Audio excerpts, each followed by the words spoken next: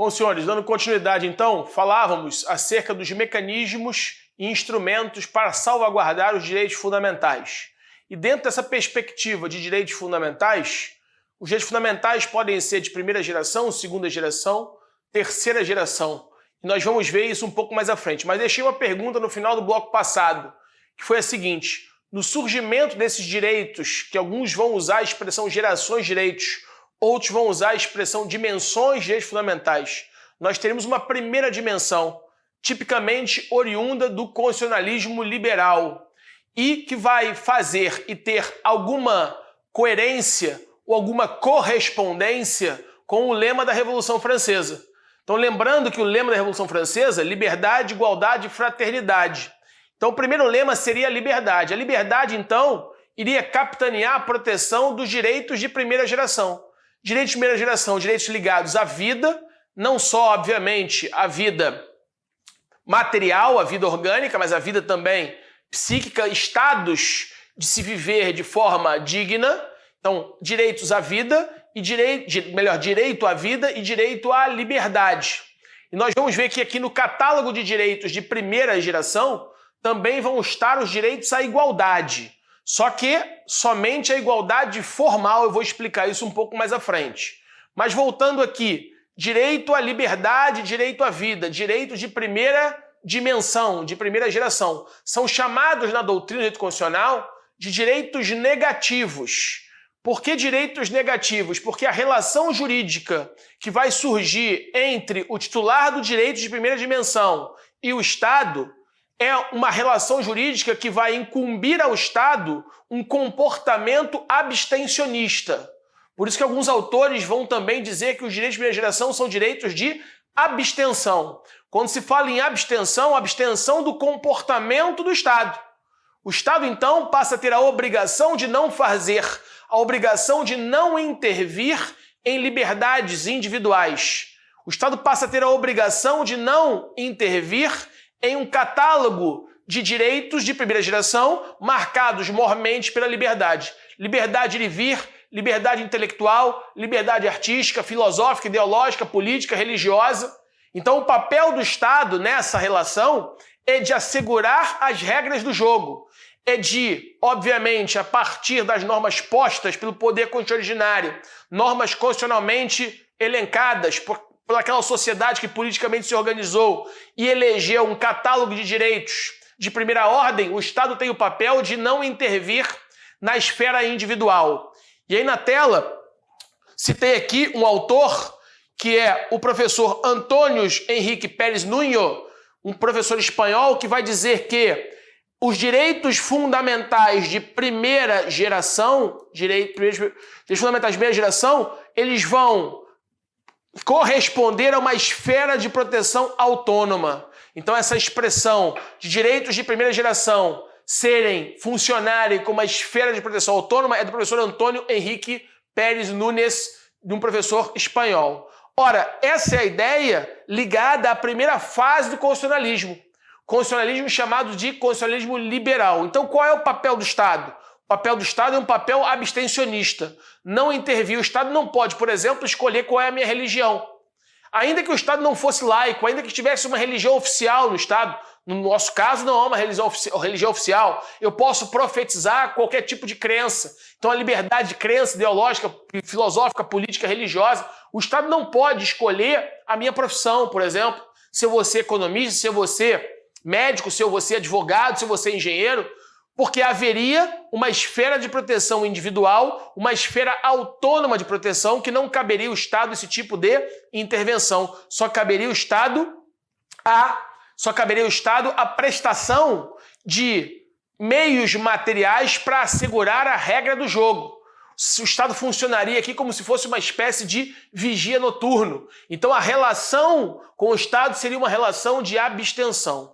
Direitos de primeira geração, por isso, direitos chamados pela doutrina de direitos negativos. Então, se tu uma prova de perguntar, candidato, por que os direitos de primeira geração são direitos negativos? Qual é a relação com o lema da Revolução Francesa? Qual é o caminho da resposta? Ora, a relação jurídica que vai se interter, gerando direitos para uma parte e obrigação para outra, o obrigado aqui é o Estado. E o titular do direito é, obviamente, o indivíduo. esse indivíduo tem uma relação jurídica obrigacional com o Estado, cuja obrigação estatal é de não intervenção, de não fazer. Um Estado que eu espero dele é apenas a garantia das regras do jogo. O Estado abstencionista, o Estado que vai garantir a não influência na minha liberdade de ir e vir individual, liberdade de pensamento ideológica, política, religiosa, filosófica. Não pode escolher minha religião, não pode escolher minha profissão, não pode escolher minhas relações pessoais. Então o papel do Estado é um papel de abstenção. Agora, eu poderia pensar também se o Estado, nessa primeira geração de direitos fundamentais, se o Estado não tem a obrigação de prestar, se ele não é um Estado prestacional, porque a gente vai ver que o Estado prestacional é um modelo que surge da segunda fase do constitucionalismo, que daqui a pouco eu vou falar sobre ela, que é o constitucionalismo social. Se o Estado não tem a obrigação de prestar, ele tem a obrigação de não fazer, a atividade estatal é negativa, direitos de primeira geração são direitos negativos. A pergunta é, a vida em sociedade, a vida individual e coletiva, requer para cada integrante daquela coletividade a satisfação de uma série de demandas, de uma série de bens da vida que vão fazer com que aquela pessoa possa viver de forma plena, de forma digna. Ou seja, as suas necessidades individuais precisam ser satisfeitas por alguém. E nós sabemos que no mundo, os bens que vão satisfazer o conjunto de coisas apreciáveis economicamente ou não, que satisfazem as demandas ilimitadas do indivíduo e da coletividade, esses bens são escassos. Então aqui eu estaria diante de um trade-off. Que trade-off seria esse? Bens da vida escassos frente às necessidades humanas ilimitadas. Então necessidades humanas ilimitadas versus bens da vida que são escassos, visando a satisfação dessas necessidades humanas ilimitadas. Ora, se não é o Estado que provém esses bens da vida que vão satisfazer necessidades humanas ilimitadas, a pergunta que fica é: quem é que vai prover esses bens para cada indivíduo, para cada família, para cada coletividade, para cada instituição? Quem é que provê isso? Quem provê isso é o mercado. Cabe ao mercado através de leis invisíveis do mercado. E aí o economista, à época do primeiro momento do constitucionalismo liberal, era Adam Smith. Então, pensamentos smithianos, então Smith entendia, na tela, por favor, Smith vai entender, ou entendia, né, que o papel do Estado, está na sua tela, para Adam Smith era organizar a justiça, guarnecer as fronteiras e cuidar da coisa pública, da res pública. Então, segundo Adam Smith, que é o pai do liberalismo econômico, pensamentos smithianos davam ao Estado 3 papéis: organização da justiça, fronteira e cuidar da coisa pública. Ou seja, há uma relação muito estreita entre o papel do Estado e o constitucionalismo de primeira fase. Constitucionalismo de primeira fase, que é esse constitucionalismo liberal. E o papel do Estado, direitos negativos, de direitos de primeira geração. Mas direitos de primeira geração, como eu acabei de falar, pode voltar para mim, faziam surgir para o Estado a obrigação apenas de guarnecer a justiça, guarnecer fronteiras e cuidar da res pública. Mas necessidades humanas ilimitadas, educação, saúde, assistência, lazer, cultura, quem deve satisfazer essas demandas individuais que são ilimitadas? Quem deve satisfazer? Joga na tela. Quem deve satisfazer é o mercado. É o mercado. E aí, senhores, Smith cunha uma frase que fica conhecida e é citada hoje por livros de direito constitucional, que é a mão invisível do mercado. A mão invisível do mercado. A chamada lei de oferta e de procura. Então, se você quer uma roupa para vestir e, obviamente, fugir do frio, se você quer uma casa para morar e se abrigar, se você quer um alimento para consumir e se manter vivo orgânico e biologicamente, quem tem de fornecer isso a você não é o Estado. Quem tem que fornecer isso a você é o mercado. Só que o problema é que o mercado, numa economia, e aí não só numa economia de mercado capitalista, um outro ponto que podemos pensar aqui é o seguinte: Ora, então não é o Estado que tem que prover. O Estado assegura as regras do jogo dessa maneira. E quem é que vai prover isso? As leis de oferta e de procura. Só que, se eu for pensar na lei de oferta e procura, eu vou pensar em necessidades humanas ilimitadas frente bens da vida que são escassos. E um grupo pequeno de pessoas, você não pode perder de vista que o modelo constitucionalista, ele surge e inclusive recebe o nome na doutrina constitucional de um movimento constitucionalista oriundo das revoluções burguesas. Senhores, quem era a burguesia? A gente vai ver que na França, quando estudarmos o poder constituinte originário, vamos estudar um abade francês, Emmanuel Sieyès, que vai dizer o seguinte, que escreveu um manifesto que ficou conhecido como Quem é o Terceiro Estado? Quem compõe o Terceiro Estado? Ora, quem é o Terceiro Estado? Porque o primeiro Estado seria a nobreza, o segundo Estado, o clero, e o terceiro Estado seria justamente a burguesia. Burguesia essa que, no movimento iluminista, acumulou meios de produção, acumulou e passou a ser proprietário dos meios, máquinas, equipamentos dos meios de produção. E essa economia, e essa burguesia que acumula riqueza no Estado iluminista, o Estado da razão, que vai expurgar, obviamente, pensamentos que não sejam racionais, pensamentos que não fossem, obviamente, orientados pela ciência, sim, dogmas que fossem divinos.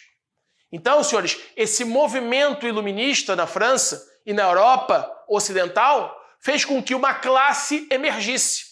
E essa classe que emergiu foi a burguesia. Só que a burguesia era composta por aqueles que detinham os meios de produção. Só que, de um lado, uma pequena parte detinha os meios de produção, chamada de burguesia, que começou a acumular também capital político. O capital político deixou de ser acumulado apenas pela, por exemplo, igreja e pela nobreza. E eu precisava de força de trabalho para poder produzir bens de consumo. E quem produziria os bens de consumo vendendo a sua força de trabalho? A plebe, os plebeus. Então os plebeus não eram detentores de meios de produção. Os plebeus eram detentores apenas da sua força de trabalho. E tinham que vender essa força de trabalho para quem? Para os detentores do capital, os burgueses, a burguesia. Ora, só que eu tenho, como dizia Marx, um exército industrial de reserva.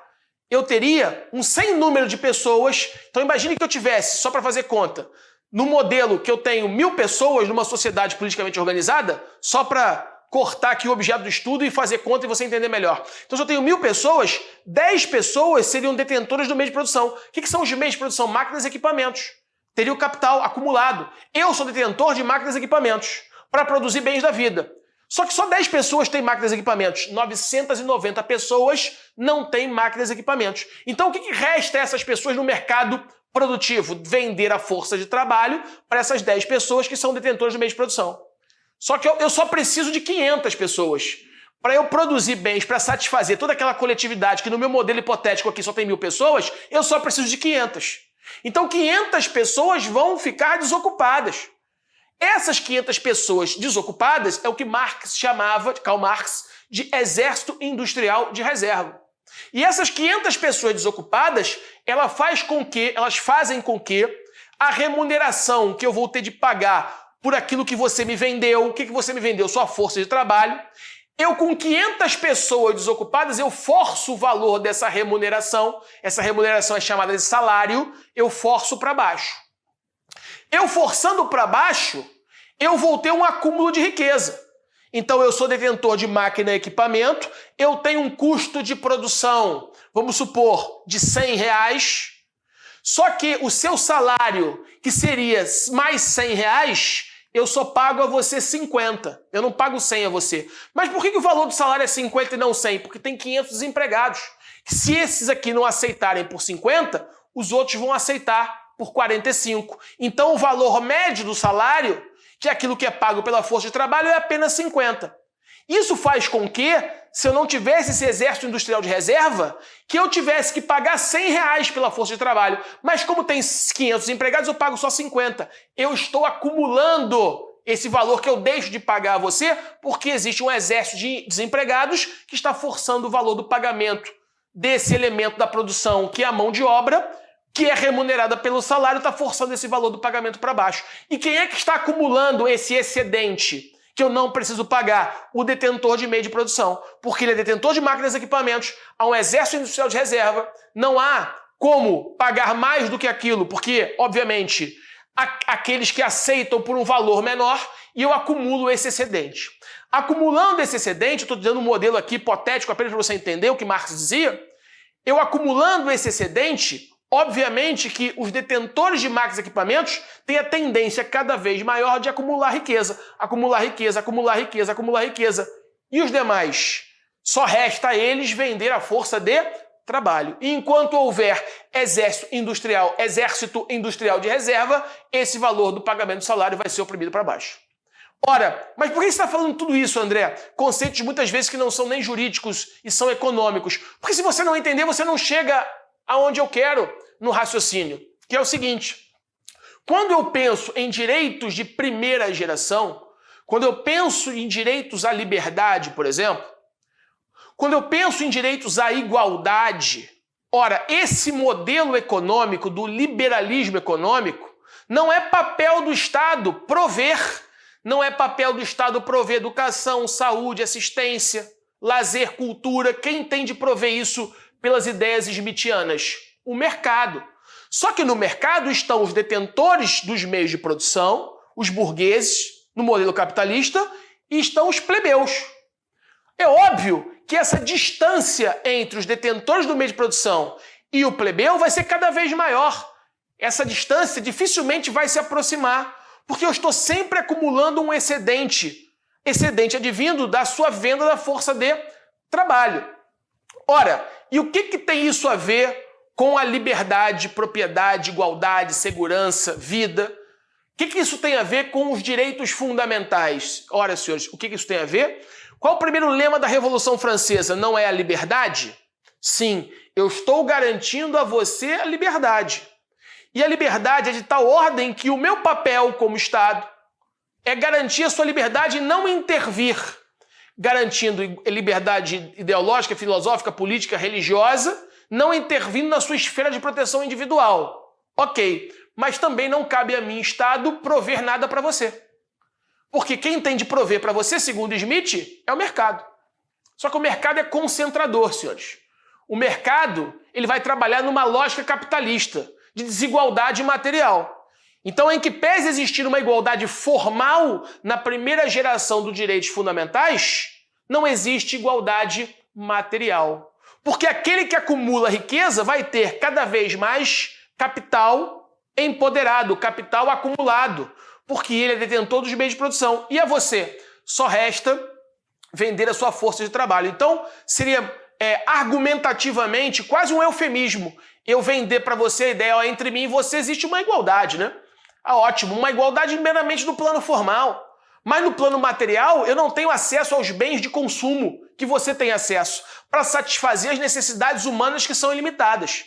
Numa primeira aula de economia, a primeira coisa que você aprende, no primeiro período no curso de economia, e eu posso com muita tranquilidade falar isso porque sou formado em economia, é o seguinte: existe um trade-off social. E esse trade-off é o seguinte: necessidades humanas ilimitadas frente a bens da vida escassos. Bens da vida são escassos, necessidades humanas são ilimitadas. O papel da economia é maximizar a função-utilidade desses bens da vida para que possa satisfazer no maior grau possível as necessidades humanas ilimitadas, sabendo que a satisfação completa é, obviamente, algo inalcançável. Inalcançável por quê? Porque os bens da vida que poderiam suprir essas necessidades são escassos. Se os bens da vida são escassos e as necessidades humanas são ilimitadas, essa conta matematicamente não vai fugir nunca. Então, qual o papel da economia? É fazer um arranjo ótimo, o melhor arranjo possível, maximizando a função-utilidade desses bens da vida para satisfazer no maior grau possível as necessidades humanas ilimitadas. Então, senhores, se eu estou num constitucionalismo de primeira fase, vê se percebe isso, se eu estou num constitucionalismo de primeira fase, qual é o papel do Estado? Abstencionista. Se o papel do Estado é abstencionista, quem tem que prover determinados bens da vida para satisfazer essas demandas sociais individuais que são ilimitadas é o mercado. E aí pensar numa economia de pleno emprego é algo praticamente inalcançável, alcançável apenas em livros de economia. Alcançável apenas em modelos matemáticos hipotéticos. Mas pragmaticamente, dentro de uma teoria sociológica, você dificilmente vai encontrar. Então, por que eu estou te falando isso tudo? Para que você entenda de forma mais profunda por que o liberalismo social, o constitucionalismo liberal, ruiu. O liberalismo constitucional, ele surge com as revoluções burguesas. Então, se você não entende o papel do Estado nesse momento, você não consegue entender o que vai vir pela frente. O que vai vir pela frente é o constitucionalismo social. É o segundo momento do constitucionalismo. Então, recapitulando, dentro de um modelo smithiano, se eu parto da ideia, comecei o bloco dizendo o seguinte, final do bloco passado, né? Liberdade, igualdade e fraternidade. Lema da Revolução Francesa que você vai encontrar como direitos de primeira geração. Direitos de primeira geração, direitos à liberdade, direito à propriedade, direito à vida e à igualdade formal. Então, se te perguntarem numa prova, quais são os direitos de primeira geração? Liberdade, igualdade formal, propriedade e vida. Tudo bem? Bom, e qual é a relação entre qual é a relação entre o súdito, qual é a relação entre o cidadão? Poderia pensar aqui, a gente vai ver isso mais à frente, cidadão em sentido amplo, cidadão em sentido estrito. Qual é a relação entre o cidadão e o Estado? A relação entre o cidadão e o Estado é uma relação obrigacional. Obrigacional gerando para o administrado, gerando para o cidadão em sentido amplo ou sentido estrito, direitos e para o Estado deveres. Qual o dever do Estado? Abstenção. Primeira geração. Direitos negativos. Ok. Mas as necessidades humanas ilimitadas devem ser preenchidas por alguém. Devem ser satisfeitas por alguém. Aí Smith vai dizer, primeiro momento do constitucionalismo, o constitucionalismo liberal, quem tem de prover tais necessidades é o mercado. Surge o termo mão invisível do mercado. Então não cabe ao Estado prover para cada um dos integrantes daquela coletividade politicamente organizada. Não cabe ao Estado prover educação, não cabe ao Estado prover saúde, não cabe ao Estado prover vestuário, não cabe ao Estado prover cultura, lazer, assistência de qualquer ordem, não cabe. Porque eu estou num Estado abstencionista. O Estado é o guarda noturno, o Estado tem que cuidar, como dizia Smith, de organização da justiça, fronteiras e das coisas públicas. Mais nada, o resto é o mercado que tem que satisfazer. Só que no mercado existem os detentores do meio de produção, existe o resto, entre aspas. Existe a coletividade, que não é detentor do meio de produção e só resta a ela vender a força de trabalho. Então, senhores, é muito simples, eu poderia ver isso aqui no dia a dia. Eu montei um estúdio, aí gastei 20 mil reais para montar o estúdio. Aí pega um professor que não tem o estúdio, que não tem os 20 mil reais para montar, e fala assim para ele, você quer me vender sua força de trabalho? Você dá aula da matéria tal, você grava as aulas aqui para mim, eu vou vender a sua aula por 100 reais, vou te dar 20 reais e vou ficar com 80. Ou então vou vender tua aula por 200 reais, vou te dar 80 e vou ficar com 120. O que eu fiz com esse professor? Eu me apropriei da força de trabalho dele. Mas por que eu me apropriei da força de trabalho dele? Porque eu sou detentor dos meios de produção. Os meios de produção é o espaço, é a câmera, é o vídeo, é a mesa, é a mesa de áudio, é a luz. Tudo isso custa dinheiro, senhores. Não existe almoço grátis. Segundo a aula de economia, não existe almoço grátis. Alguém está pagando a conta. Diante disso tudo, dizia Marx, enquanto houver um exército industrial de reserva, o pagamento pela remuneração da venda da força de trabalho, que é o salário, vai ficar sempre pressionado para baixo. E haverá sempre um excedente que vai ser acumulado pelo detentor dos meios de produção. Isso faz com que haja entre mim e você uma distância. Eu vou ter acesso a bens da vida, porque eu vou conseguir comprar, acumular riqueza, e você não. Então, nessa primeira geração de direito fundamental, vai se falar em igualdade. Por isso que se fala em apenas igualdade formal. O que significa igualdade formal na primeira geração do direito fundamental no movimento constitucionalista? Significa dizer o seguinte, no modelo anterior, como nós vimos nos estados absolutistas, não existia sequer igualdade formal. Por que não se existia sequer igualdade formal? Porque aquele Estado absolutista ele era dividido em castas. Então você tinha privilégios de berço. Se você nasceu numa família que é uma família de nobres, se você é alguém que pertence a, politicamente, é uma autoridade religiosa, se você nasceu dentro da igreja ou caminhou para essa direção e faz parte daquela instituição igreja, ocupando nela um cargo, ocupando nela, desempenhando nela uma atividade politicamente influente, você faz parte de um setor, de uma casta, a casta da igreja. Você faz parte da casta da nobreza. E você faz parte da casta do resto, do clero. Ou melhor, desculpe, dos plebeus. Então, é como se existissem duas ordens jurídicas. Uma ordem jurídica que se aplicaria aos nobres, que se aplicaria ao clero. Uma outra ordem jurídica que se aplicaria aos plebeus. Então, senhores, note, não existia igualdade sequer formal, porque a lei não era a mesma para todos, na medida que existiam duas ordens jurídicas.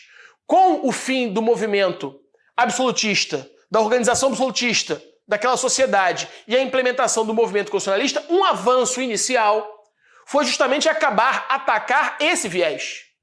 Ora, a partir de agora, eu só tenho uma lei para todos. Então a lei é a mesma para todos. Mas peraí, o fato de a lei ser a mesma para todos não me garante uma igualdade material. O fato de a lei ser para todos me garante uma igualdade formal. Então, todos, se matarem alguém, vão responder por essas penas. Agora, em termos econômicos, em termos de ajuste social, em termos de prestação, em termos de satisfação de necessidades, quem é que tem que prover? Não é o Estado. É cada um por si. É a ideia de Smith de mão invisível para o Estado. Então, há um escritor francês que viveu nesta época na França, viveu mais especificamente de 1844 a 1924, um escritor francês chamado de Anatole France. Frases muito célebres, muito reconhecido mundialmente. Anatole France, ele tinha uma frase que dizia o seguinte: a igualdade, a maravilhosa igualdade na lei, veda igualmente pobres e ricos a dormirem debaixo da ponte e de roubarem um pão. Então Anatole France tem essa frase cunhada nesta época de surgimento desse movimento liberal, constitucionalismo liberal, primeira fase da Revolução Francesa, que vai dizer que a majestosa igualdade da lei veda igualmente ricos e pobres a dormirem debaixo da ponte e roubarem um pão. O que a gente está querendo dizer com isso? O que se traduz dessa frase de Anatole France? O seguinte, ora, é muito belo, argumentativamente falando, você dizer que existe uma igualdade entre mim e você. Só que essa igualdade é uma igualdade meramente no plano formal. No plano material, você acumulou riqueza, porque você tem todos os meios de produção. Você tem escola para o seu filho, você tem local para dormir, você tem alimento de boa qualidade, você tem acesso à cultura, a lazer, a assistências nos seus mais diversos moldes. Eu não.